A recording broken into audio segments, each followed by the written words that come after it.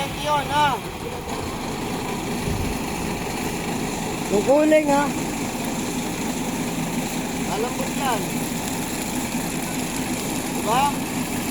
Okay, ngayon. Pwede pa. Papak.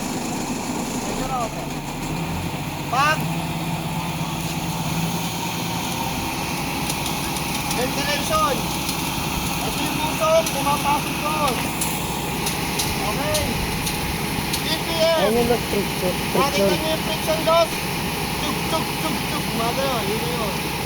Okay, ito naman yung brake. Hayaan niyo siya. Meron tayo tinatawag na direct at indirect attack. Okay.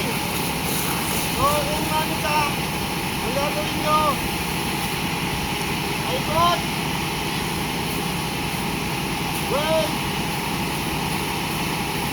Sarap maligo. Mamaya, di ba maliligo? Sayang tubig. Okay, tignan mo muna.